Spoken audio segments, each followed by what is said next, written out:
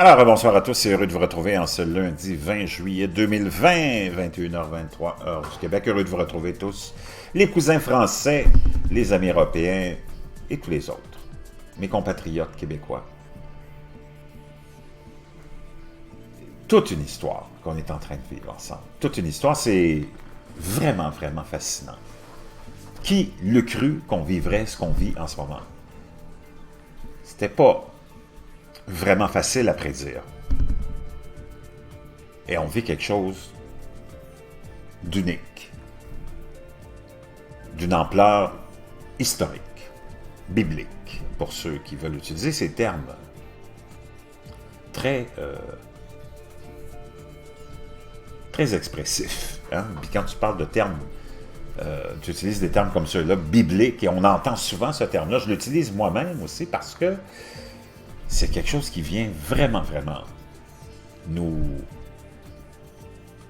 renverser, nous bouleverser. Ce qu'on vit en ce moment, c'est unique, c'est plus grand que nature. On aurait voulu écrire un scénario de film qu'on n'aurait pas pu l'écrire plus spectaculairement que ce qu'on vit, nous, maintenant. J'ai l'impression de vivre dans un film. D'autant plus que moi, je suis en restauration, je suis entouré de gens. Je suis entouré de cette frénésie, cette angoisse que les gens vivent. Ces habitudes qu'on a développées, hein, qu'on nous a imposées aussi. On a des réflexes naturels qui nous surprennent. On est tous craintifs. Que tu le veuilles ou non, c'est un virus que tu ne veux pas attraper. C'est pas un virus de grippe. Comme Donald Trump en parlait dans son entrevue avec Chris Wallace, de sniffle, de petits reniflements, c'est pas un virus que tu vas attraper, c'est pas un virus de grippe. Même ceux qui ont des petits symptômes apparents, ou même symptômes inexistants, auront des séquelles sur des troubles de santé parce que ça laisse des cicatrices sur les poumons, entre autres. Ceux qui développent les symptômes de façon plus sévère, ben, ils passent un mauvais quart d'heure. Tu entends les témoignages des gens, puis j'en ai entendu de gens qui ont été malades. C'est vraiment pas un cadeau. J'ai servi des gens qui travaillent dans les hôpitaux, des infirmiers, des infirmières. C'est vraiment pas un cadeau. C'est pas un virus que tu vas attraper. Les reins, des fois, arrêtent de fonctionner. On est obligé de mettre les patients sur des machines. Hein? On leur fait des dialyses. D'autres ont eu des hallucinations, des problèmes au niveau du cerveau, entre autres, les poumons, naturellement. Donc, c'est pas un virus banal. Donc, quand tu vois ça, tu développes des réflexes, que tu le veuilles ou non, d'autodéfense, de crainte. Tout le monde est craintif les uns les autres, les uns envers les autres. Tout le monde se regarde du coin de l'œil. On a les fameuses consignes, les règles qui sont mises en place par nos autorités respectives. Dépendamment d'où tu vas, mais la moyenne, c'est 2 mètres de distanciation sociale.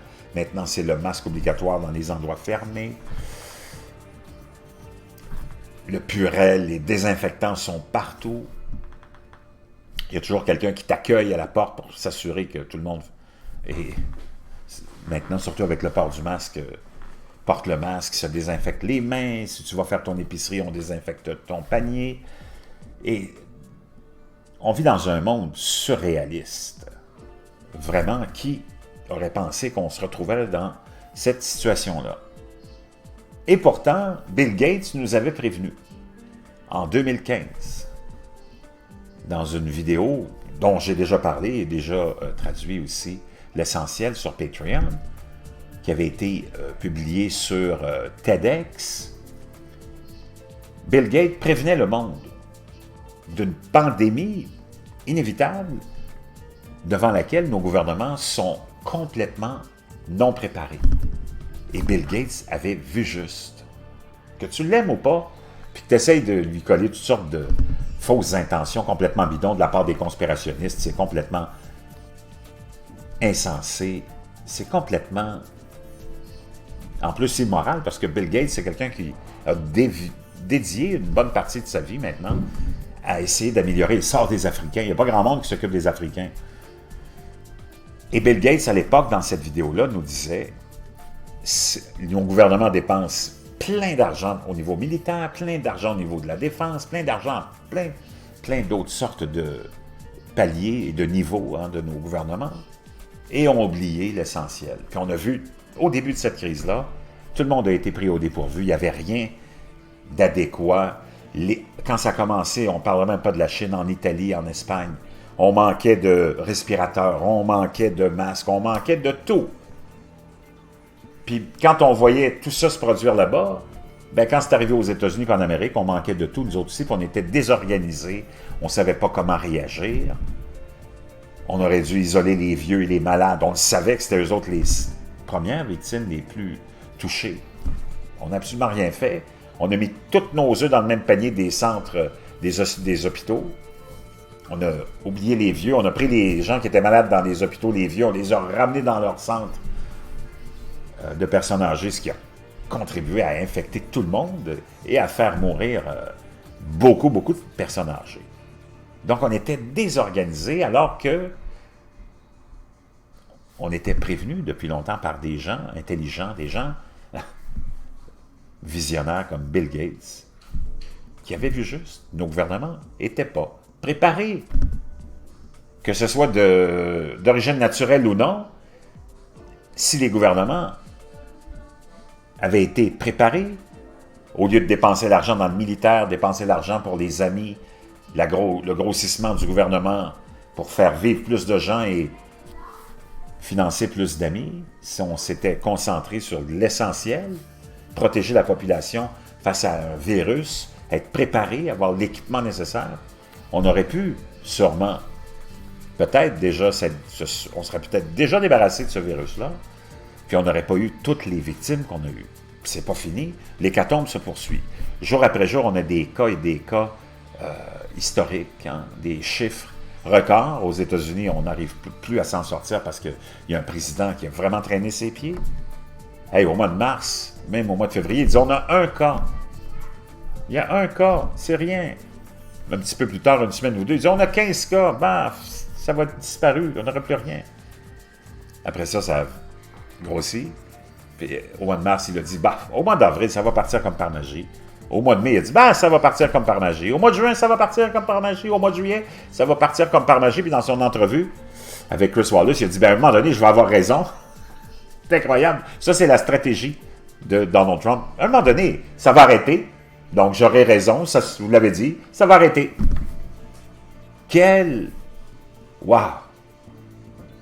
Même ça, tu aurais voulu créer un personnage comme Donald Trump dans un scénario apocalyptique d'un virus qui amène le monde et qui met le monde à genoux. Tu n'aurais jamais été capable de composer un personnage aussi ridicule que Donald Trump. La réalité a dépassé la fiction. Là, maintenant, aux États-Unis, on est rendu dans l'Idaho. L'Idaho, le coronavirus décolle dans l'État américain de l'Idaho. L'Idaho a vu une explosion de cas de coronavirus, y compris dans les usines de transformation de la viande, j'imagine à cause de le froid qui existe dans ces usines de transformation-là.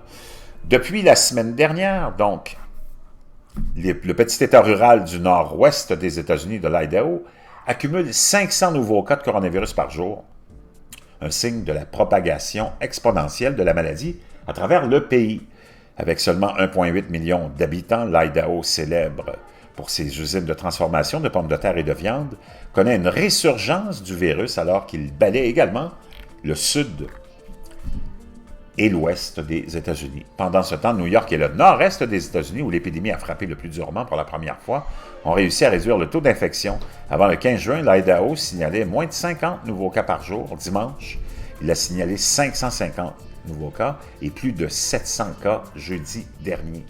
Mesuré en fonction de la taille de la population, le taux d'infection de l'Idaho au cours des 7 derniers jours l'a placé au 8e rang ou à la 8e place au niveau national, juste après les grands États du Sud et de l'Ouest comme la Floride, la Louisiane et le Texas, selon les données du New York Times.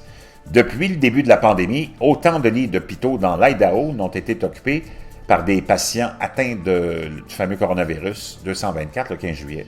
En avril, le nombre maximum d'hospitalisations était de 71. Le nombre de décès réels dus à la maladie reste faible, de 1 à 4 par jour, mais il est toujours en hausse depuis juin, où il n'était que de 1 par jour. Des augmentations très préoccupantes dans les régions rurales d'Amérique qui ont beaucoup moins de capacité hospitalière, moins de capacité de monter en puissance, a tweeté Anish Jha, directeur du Global Health Institute de l'Université de Harvard. Le gouverneur de l'Idaho, le républicain Brad Little, a rapporté à plusieurs reprises une réouverture complète de l'économie, initialement prévue pour la fin juin. Mais tous les commerces et services, y compris les boîtes de nuit, sont ouverts avec des exigences de distanciation sociale. Boise, la plus grande ville de l'Idaho, l'épicentre des infections de l'État, a rendu obligatoire le port du masque dans les espaces publics extérieurs et fermés à partir du 4 juillet. Mais dans d'autres parties de l'État, l'idée d'imposer l'utilisation du masque facial a rencontré une vive résistance de la part des habitants, ce qui a incité les responsables de la santé du Nord de l'État à reculer, selon le journal The Spokesman Review. Des manifestations anti-masques se sont déroulées dans les régions rurales des États-Unis, alors que les autorités locales tentent de faire en sorte que les gens couvrent et freinent la propagation de la maladie. Le président Donald Trump a insisté dans une interview dimanche sur le fait qu'il n'avait pas l'intention de délivrer un mandat national sur le port de masque, laissant plutôt cet appel à des États aux États de le faire de façon individuelle. On va l'écouter Donald Trump qui nous dit qu'éventuellement, ça va disparaître.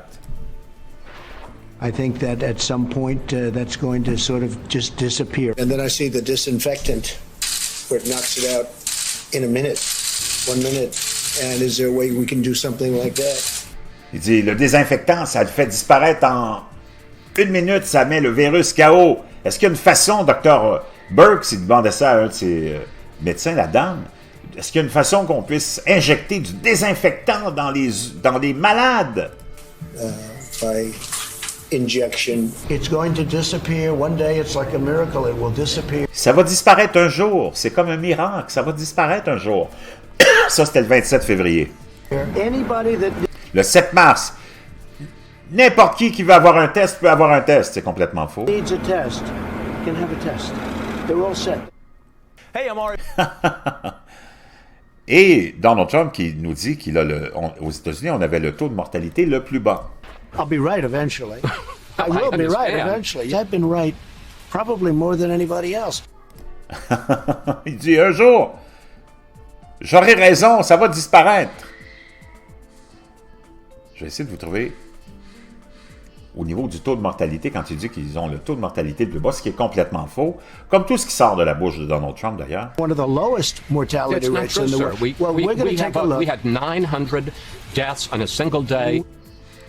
Et la vérité, c'est que c'est vrai, les Américains n'ont pas le taux de mortalité le plus bas, ils ont le 3e taux de mortalité par capita.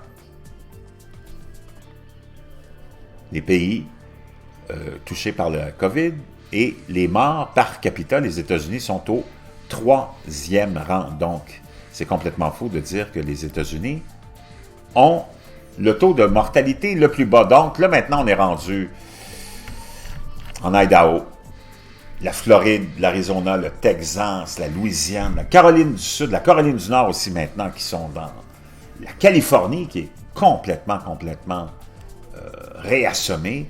Je peux vous dire une chose, c'est pas demain la veille que les Américains vont être capables de dormir sur leurs 2 oreilles. Je vous reviens.